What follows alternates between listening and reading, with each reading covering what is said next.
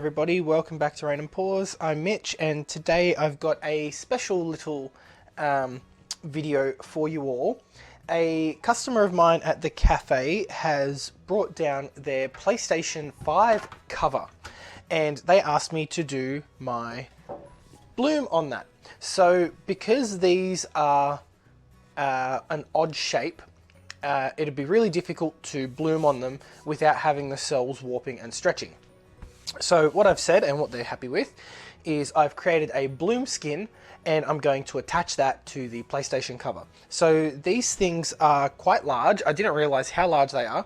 So this is a 24-inch by 24-inch skin, and yeah, you can see that this PlayStation cover takes up nearly half of that. So I'm glad that I've got plenty of skin to work with here. Now you can see that there are bits of this paint skin missing. That would be because a piece of paper and a piece of baking paper blew into the side of the skin and yeah, stuck face down in the paint. So that wasn't great. Now I have been told that the actual color of this case was this blue, and the customer spray painted black on top. So that's maybe a problem when applying the skin. So what we're going to do first is sand this down with some 180 grit sandpaper before we attach the skin to it. Now, because we are attaching a skin, everything's going to be perfectly smooth anyway, so we're not doing that to smooth that out. And then we're going to apply some stone coat epoxy in very, very thin layers to seal that all in. So the first thing we're going to do is get our skin prepared and cut out to the shape of the PlayStation cover. So this is the skin that I've poured. Now the customer is very fond of my chameleon coasters, so I thought what better way to surprise him, and he said I could do whatever I wanted with his PlayStation cover.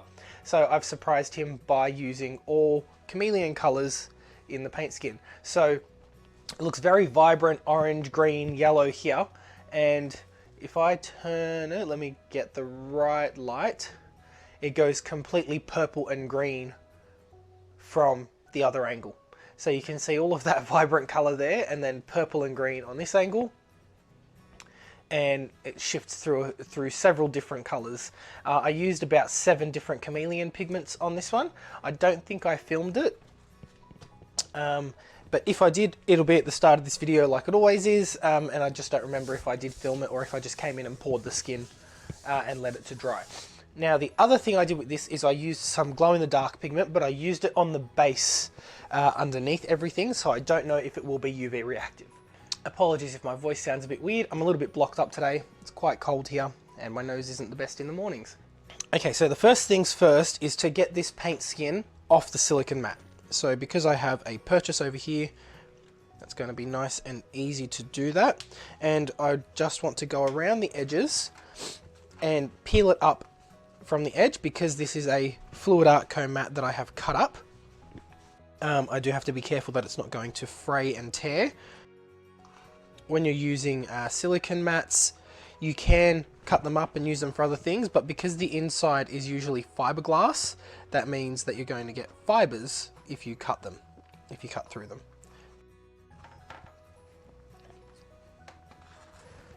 So it's actually better to flip this upside down and pull the mat away from the skin. That way you're at less risk of tearing your paint skin, and it should come away easier. So I'll grab this corner here because this one was another damaged one.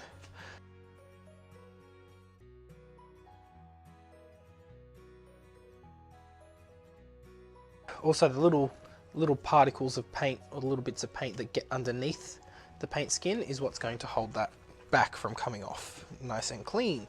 So when I get to a part like this, where it's difficult, you just got to work your way through it very gently, trying not to warp the paint skin, because if you stretch the paint skin, especially if you've got a design that you're planning to cut out and you've done your paint skin in a certain way, if you warp the paint skin, it can stretch and you can't get it back to where it was before.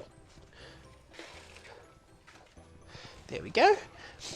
Nice and clean. Now I don't bother cleaning my silicone mats after I've used them. Obviously if there's large chunks of paint on the sides, I'll just peel them off. But yeah, I don't clean them after I use them, because I just use them to make paint skins, and the next bit of paint will become part of the next skin. So now we can flip this over and see what we are working with. Lovely. Now, to make this less cumbersome and fiddly, I am going to cut off this black part here. It doesn't hold any colour or interest for us, and it's just going to be flapping around and being annoying. And this part at the top, I'm just going to cut off straight across the corner.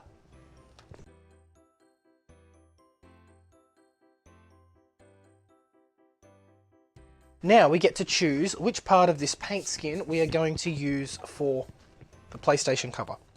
So there are some really interesting areas that I want to include. So I want to make sure that I get those on there and do the best I can. Now, I do have to take into consideration this edge on this one. So it's actually going to have to be a little bit bigger because there is a bit that tucks under here. So I do want that to be covered, or I may just go straight to the edge and make that black. So maybe if I do this one here and this one here, do I have enough? No, I don't. Okay, so it's looking like I'm going to have to go this way and this way. And I'm allowing myself just a little bit of extra overhang so that I've got plenty of room to work with everything. Now that I have that, we're going to cut the skin up into the respective sizes here. So that's fine, that's fine.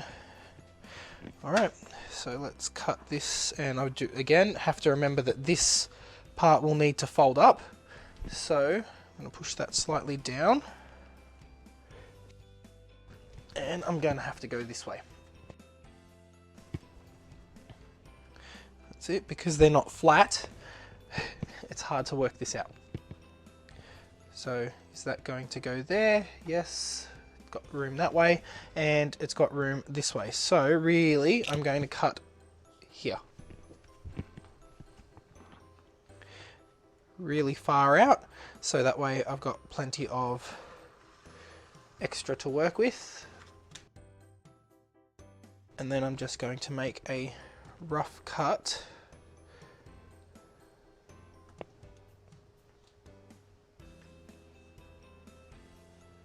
pretty close to this edge, not quite up to the edge.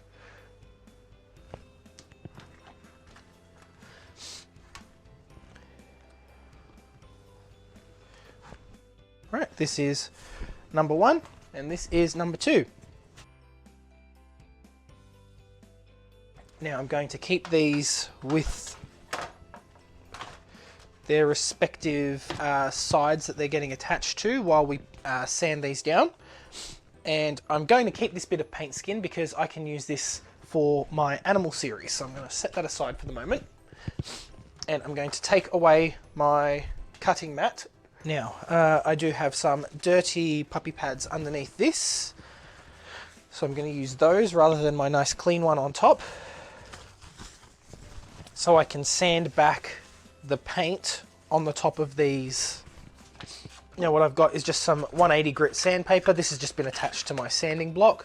So I'm just going to fold that over and use that to roughly scuff up this surface. Now I am going to put on a dust mask because I do not want to inhale any of this paint. And we're just going to give this a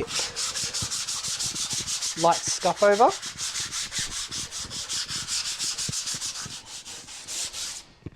Okay, so the goal there was not to remove all of the black paint. It's just to clean it up a little bit so that we've got a mechanical bond between the glue, the adhesive, and the paint skin. So I'm going to wipe this down with a Dettol wipe. These are just an antibacterial wipe that we can buy here in Australia, and I'll show you the packet.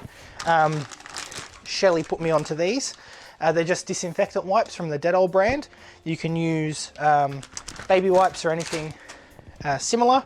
And they're just really good for removing paint and resin. So thank you, Shelley, for another amazing tip. And fun fact about these PlayStation cases that my customer pointed out, there's a micro texture on the other side of the case, and it's actually thousands of tiny PlayStation symbols, the controller symbols. So I thought that was really, really cool. So we're just wiping off any of that sanding dust, any of that extra paint.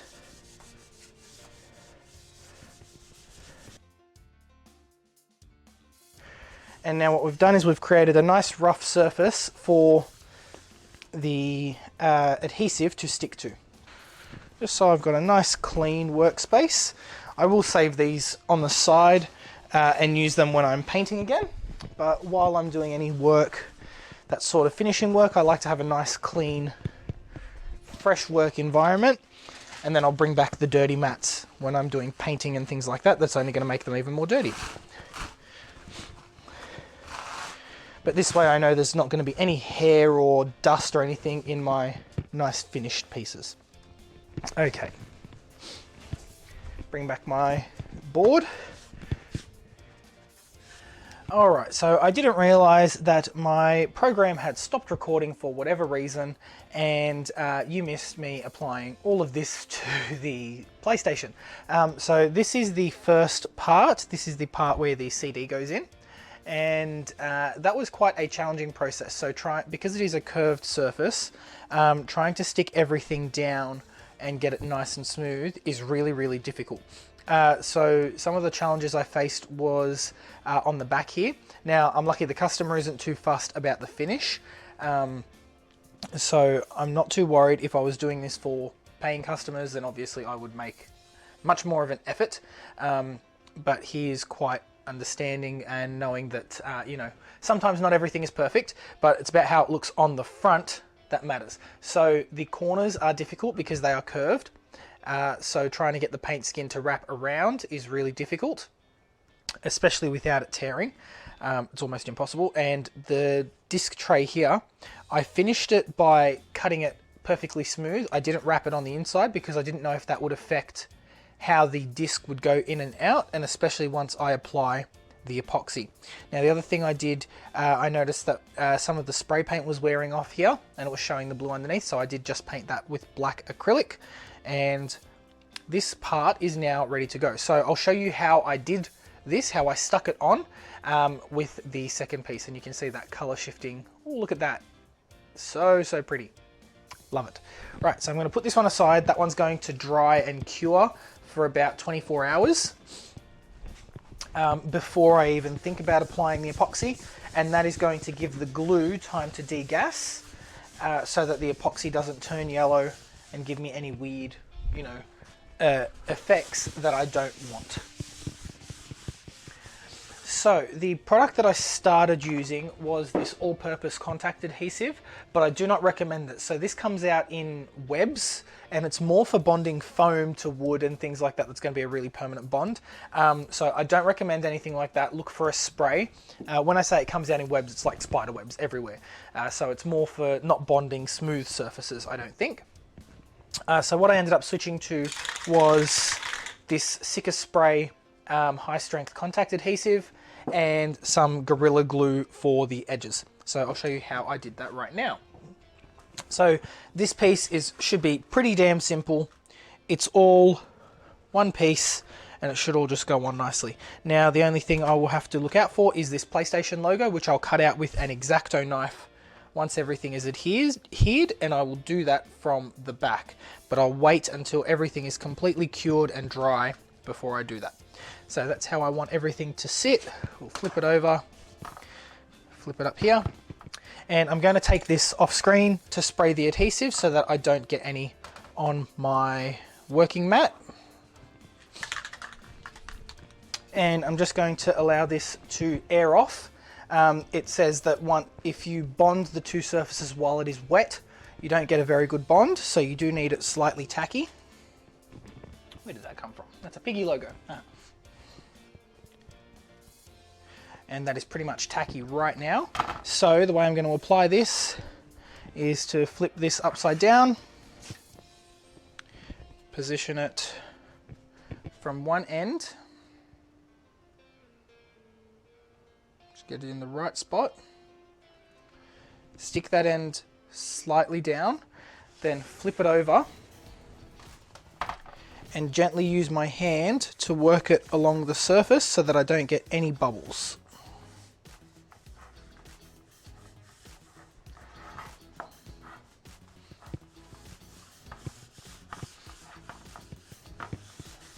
And this one should have been nice and easy because there was no odd lumps and bumps and curves that I had to work around. And that has gone on absolutely perfectly. Much better than last time. Now, I'm going to curl these edges around and we're going to find out what the best way to attach these edges is for curved surfaces, because that was a struggle that I just had. So while the underside is still wet, and I am going to here really adhere that PlayStation logo on so that when I cut this out, that will be nice and stuck on and I shouldn't have any issues with cutting that out with my knife. I may actually even be able to do that with my Stanley blade. Okay, so you can see that's indented there. Now these corner bits. So do I fold up and over like that? I think that might be the way to go. I'll still get a little bit of puckering on the edge there, but so be it, that's what it has to be. So I'm just using some Gorilla Clear Grip glue. This stuff is super strong. I've used it to hold my shoes together for months and months, and I reapply it every couple of months when they start to come undone. So I am going to go with a long side first, and I'm just applying a very thin bead right against where the paint skin is contacting the cover, and a little bit in that corner because this corner will fold over first, and push that on nicely. And then tiny bit, I've got a little brush here, I'm just going to apply a tiny bit of glue there, and then we take the edge and we're going to fold it over, pulling from the underside, and I'm rolling my thumb to roll all of that glue up onto the edge.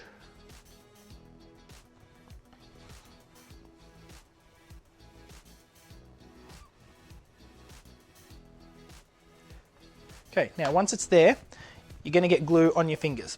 So what I was doing was using a baby wipe or a Dettol wipe and just squeeze out all of the liquid from it, otherwise it's going to be too wet, and using that to roll from underneath and push everything down. So that way what's happening is as the glue is coming up over the top, you're wiping away the squeeze out at the same time, and you're not going to be left with mountains of glue sitting at that seam. And then if you do happen to get any glue on your fingers, you can just wipe it on the Dettol wipe. So now it's wiped off, grab a clean paper towel and just wipe away any of that residue. And we're going to start with this corner up here, and I'm going to fold that one under so I can finish this side off. So you sort of have to do all the corners on one edge at the same time by doing this, and that's to maintain that curve in the corners. Now you are meant to allow this time to bond while keeping pressure on it, but we're going to work our way around the entire skin and bond it all in one go. So again, apply a little bit in that corner there, working my way right along the rim, and you do not need much glue at all. Get that corner, get those little bits. So this time I'm going to fold this corner up first and then work my way from the opposite corner where I started from to roll that up. And you can see here how the glue squeezes out when you push this up. And that's going to hold everything firmly in place. And then again, once the epoxy goes on top, nothing is going to move. Okay, and there we go, perfectly covered PlayStation cover. And look at those amazing chameleon color shifting there. So let's have a quick look at what we've got. And I'm going to take this opportunity while I've got a wet wipe to clean up the nozzle of the Gorilla Glue and dispose of all the little bits and pieces that I have laying around so they don't get into any further work that I do. So this is the result of the two pieces that I've got. Overall, very, very happy with how those have turned out. And the next step is to apply the epoxy resin over the top. So it is a requirement by the customer. He has said he wants the stone coat epoxy on there. So the way I'm thinking to apply it is with a paintbrush. So either a brush or roller. I'll give it a several very thin coats because I know it's not going to self-level. I may even wait until it's quite thick. And the reason it won't self-level is because these are curved. You can see they're not flat. If it was self-leveling, it would pull everything off here and pull down in the center, but it wouldn't even pull in the center. It'll all just fall off the edge. So as long as it is coated with resin, I may have to do two thinner coats. And that's why I wanted to do it with a paintbrush, apply it with a paintbrush, and that way it should all stay where it is meant to stay.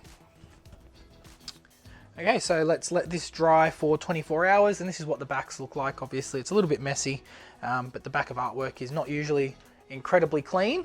As much as we try to be, we can't always be, and especially not on something practical like this. So I'm going to let these cure for 24 hours, and then we'll come back to apply the epoxy.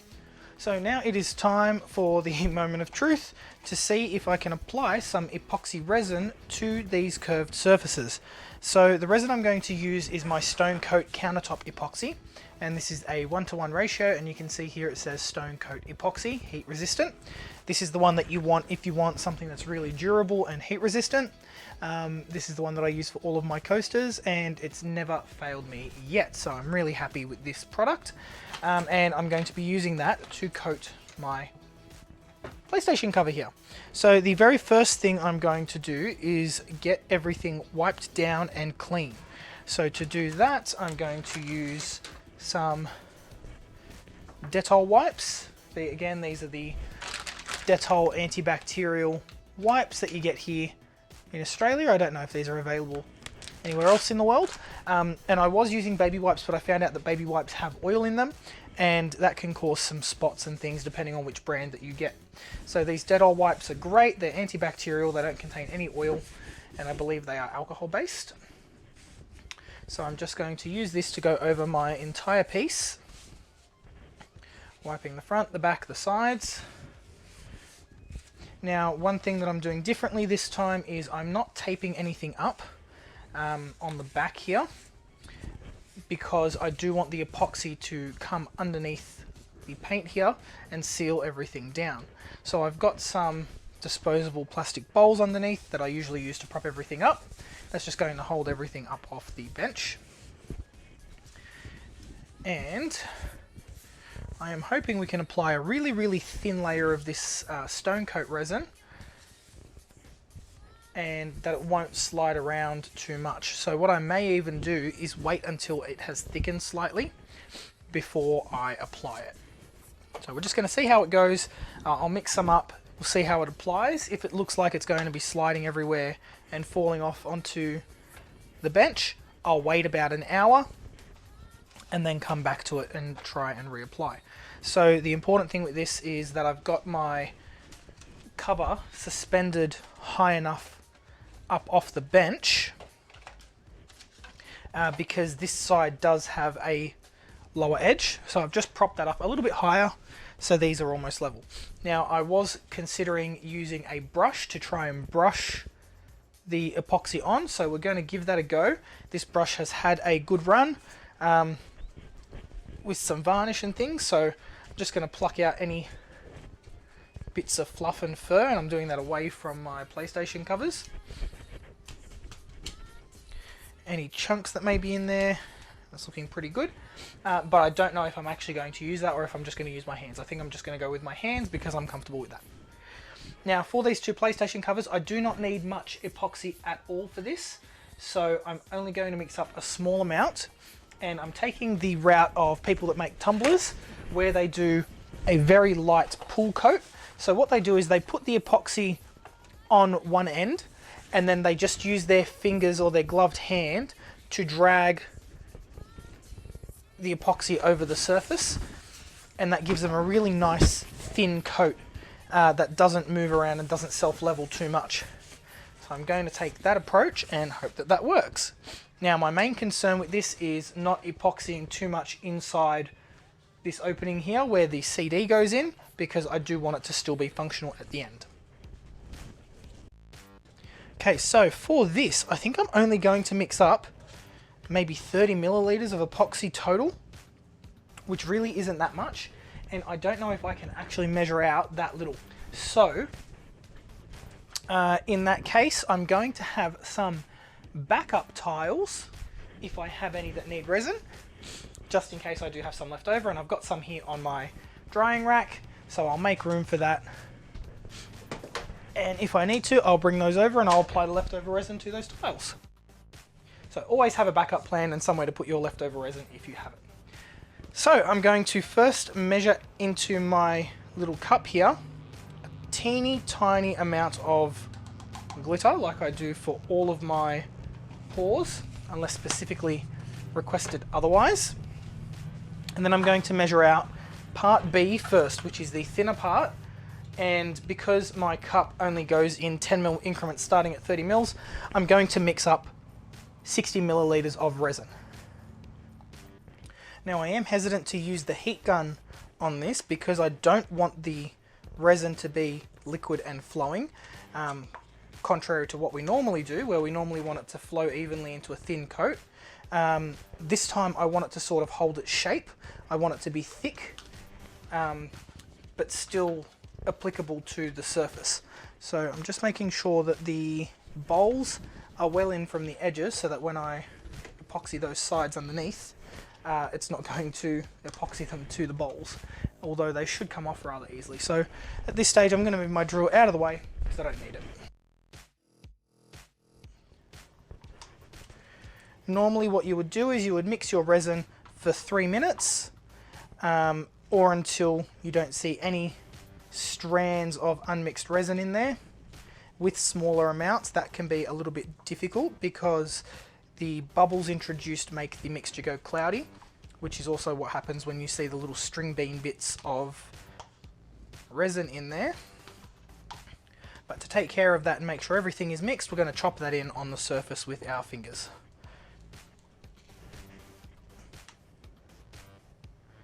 So as I'm pouring this off the stick, it looks like it's all thoroughly mixed.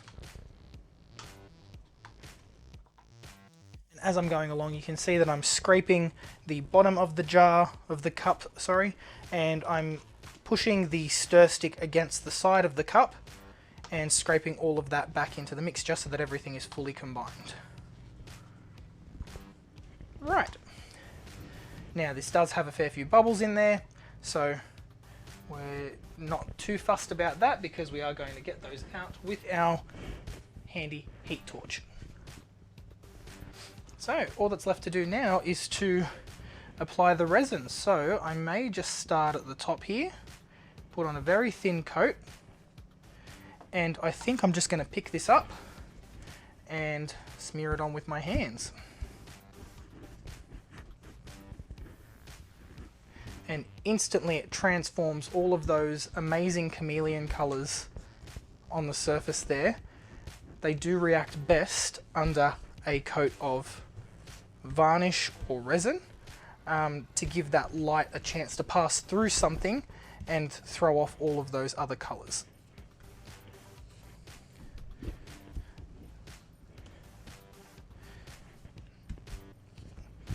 very difficult to hold. So what I'm going to do at this stage is I'm going to flip this over and epoxy the back.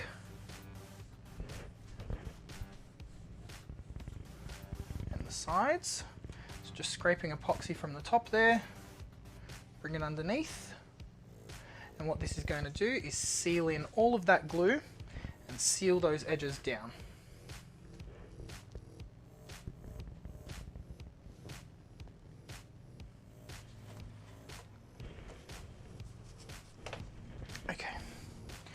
Now we're ready for this one. So again, just going to dab some epoxy onto my finger.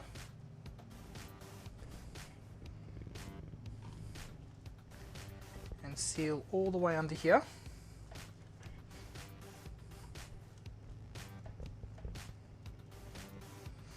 And along that edge. So resin will naturally drip off that edge there. So I will babysit this just a little bit over the next couple of hours to make sure that there are no big drips and chunks of resin falling off the bottom.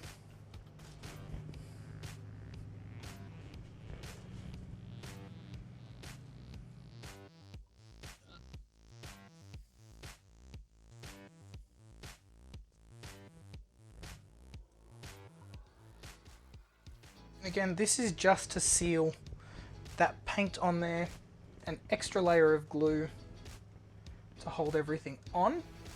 This is also going to add a level of heat resistance, very, very minute level of heat resistance to everything inside along the edges, and prevent this from bubbling up or peeling, especially if that PlayStation gets too hot. Now I just got a little bit of resin on my skin, so I'm going to wipe that up. And you have to be careful of that.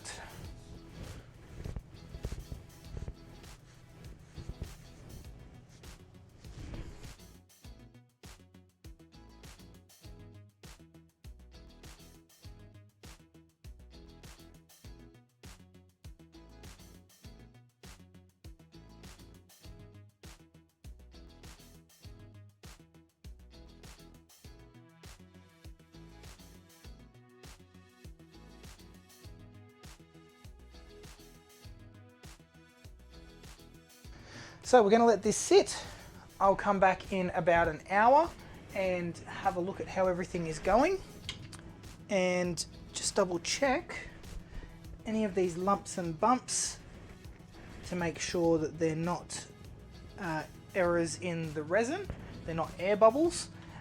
And once this is dry, we'll apply the second coat, which will hopefully be our final coat, but I'm very happy with this. Now the final coat will also be just clear resin. And I'm going to drizzle just a little bit on here to fill in any of the short spots.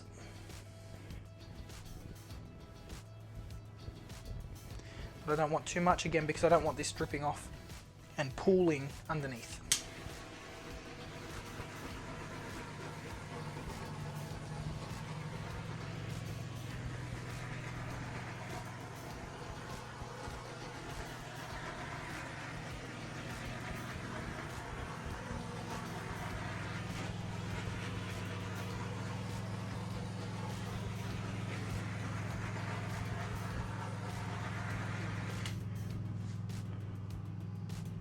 Okay, looking good. So I'll be back in a couple of hours and we'll do the second coat. I'm going to use up the last little bit of the resin that I've got mixed up here, and I will apply it to a couple of coasters. So I'll see you in a couple of hours once this is set up enough. Probably tomorrow morning I can come in here and do the second coat.